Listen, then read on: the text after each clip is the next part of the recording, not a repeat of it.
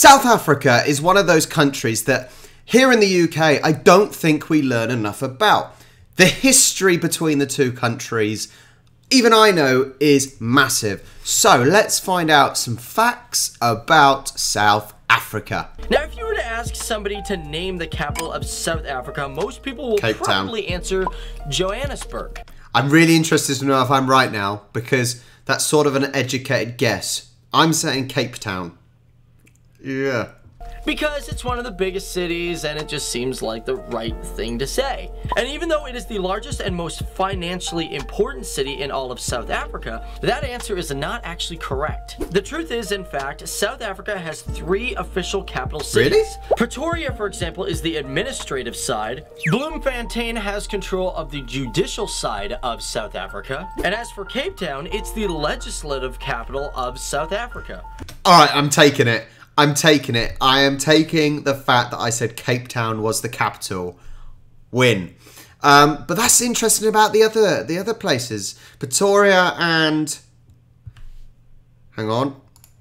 For example, is the administrative side. Bloemfontein has control of the I've never even judicial heard of side Bloemfontein. of South Africa. And as for Cape Town, it's the legislative capital of South Africa. South Africa is also quite a multi-ethnic and multicultural society. It has one of the most diversified cultures and languages in the entire world. And although in history there's been a lot of problems over race and culture within the country, the nation has 11 official languages recognized in the Constitution. Wow. So I said this when I looked at Australia, that I didn't realise that Australia was so multicultural. I would say that I thought South Africa was even less multicultural. I know you've got native South Africans, and then you had obviously the white British people that came over when the Brits tried to colonise everything. But that's all I realised there was. Now, I assume, obviously, other African countries, people moved to South Africa. But I think, once again, I've got to say, very ignorant of me, that I would not take South Africa as a very multicultural place. And that's saying it without any offence, trying to cause any. But I'm going to blame the education system in the UK that we just didn't learn things like this. So that's really interesting. 11 languages actually written down that are used. That's crazy. Those are English, Afrikaans, Indebele, Pedi, Sotho, Venda, Xhosa, and that is Xhosa with a click, that's how you pronounce an X, Swazi, Tsonga, Tswana, and of course Zulu, with Zulu being one of the most spoken languages. Wow. And as for South Africa, it definitely has a record, because there is no other country in the world that has as much official languages as this country. That's mad. Now, South Africa is also considered a treasure trove for archaeologists and paleontologists. I'm just going to go back to languages.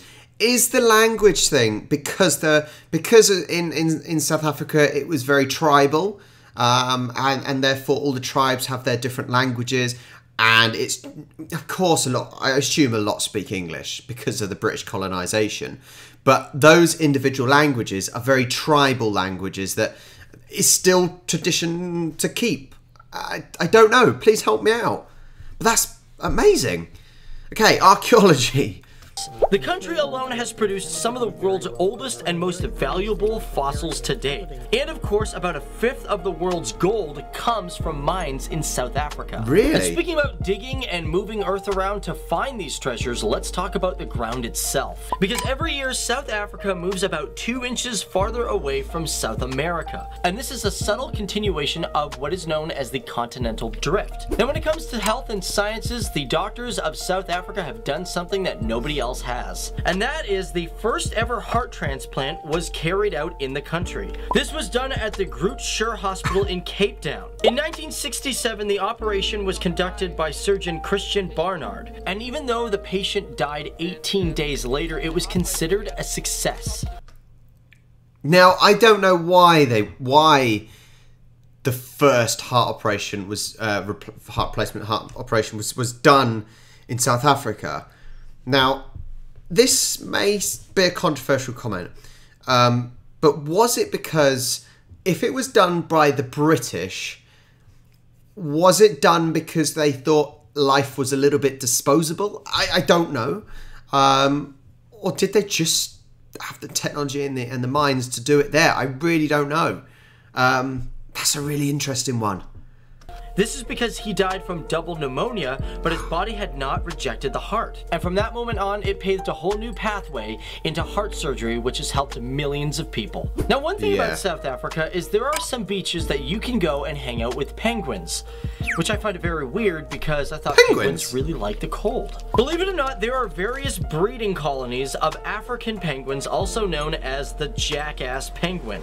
They are usually found on the western coast of South Africa, and one of the most famous places to visit these birds is in Boulders Beach, which is just south of Cape Town. With over 6 million trees, Johannesburg is considered to have the largest man-made forest on the entire planet. Originally, Johannesburg was considered a grassland, but they changed that relatively quick. This is because trees were planted in the 19th century in order to provide wood for the growing mining industry. One amazing thing that I'm gonna go back once again. Look at the colours. Look at the colours. With the bright orange tiles on the roofs.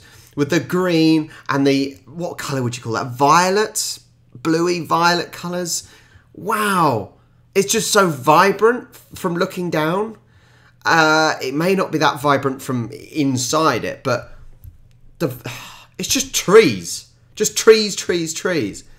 Imagine the bird song. Imagine the bird song. That's all I'm going to say on that one. Relatively quick. This is because trees were planted in the 19th century in order to provide wood for the growing mining industry. One amazing thing that I always loved about South Africa is if you look at the map, you will find something very odd about it. And that is the country known as Lesotho, which is completely landlocked and surrounded by the entire country of South Africa. And although it is its own country, if you look on a map and talk to some people will say it should have just been part of the country. One other really interesting thing that is a coincidence within South Africa is it's the only country in the world to have 2 Nobel Peace Prize winners who had houses on the same street. This is Vilakazi Street in Soweto, Johannesburg, and the Nobel Prize winners that lived on that street were Nelson Mandela and Archbishop Desmond Tutu. However, South Africa is not just a place of science and opportunity, it's also a place of sport. With soccer or football, however you want to pronounce it, being one of the most popular sports within the country, South Africa was the first African country to host the FIFA World Soccer Cup. I remember that. Was this the year of the Vuvuzela? Or was that in Brazil? No, that was Brazil. Sorry. I do remember this, though. I remember this World Cup. I was 20 years old. And it was, yeah, I remember watching it. In 2010. But that's not the only sport it can pull a record from. It is only the second country in the world to have hosted cricket, rugby union, and soccer World Cups after England. And not only that, but there is one other thing that the country can be really proud of. It is the only country in the entire world to build nuclear weapons and to voluntarily dismantle its own nuclear weapons program.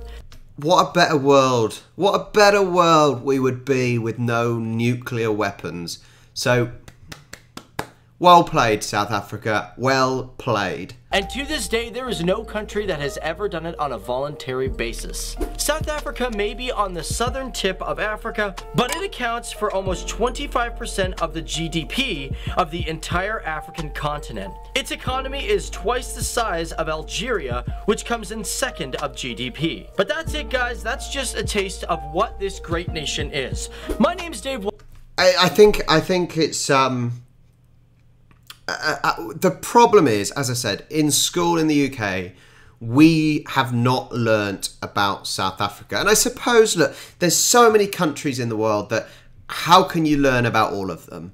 But you think, well, with such a connection, and because there is a connection, let's be honest, there is a huge connection between the UK and South Africa. You'd think we would learn more. as I said, similar to us in Australia and even United Kingdom and United States. The connection is huge, but we don't learn about these things. Well, and we want to thank you guys so much for watching this episode and taking time to learn about either your country or other countries around the world. But before I get out of this video, guys, I want to let you guys know we are trying to incorporate you, our viewers, our fan base, into our own videos. As you know, we do videos on so many different... This stadium in Cape Town, I did a VR tour, a virtual reality stadium tour, and wow, what a stadium. And I went up to the top of this hill in my VR goggles and looked down. Oh my god, and you've got the island down on the other side as well. That stadium and the stadium in Johannesburg, incredible. Absolutely incredible. And obviously with the British and Irish Lions tour that happened last year, just it was sensational to see. Really was. Countries, we talk about people and places, and we want you guys to send us photos or video. Please do. Anyway, we'll finish that with that. Hang on, where is it? That picture, I think. As I said, South Africa is not a country I know a lot about. And I think there is that tricky situation where you say South Africa or Southern Africa or Africa. And I think a lot of people merge a lot of the countries together and think they're all the same. And they're clearly not. I'd love to learn more about South Africa. I've looked at some of the adverts and they are pretty weird for me. There's some brilliant ones. There's some strange ones. Yeah, I'm going to do some more learning on South Africa as well, for sure, because it looks like an incredible, interesting place, for sure. Anyway, thank you so much for watching. Make sure you like and subscribe, and I will catch you next time.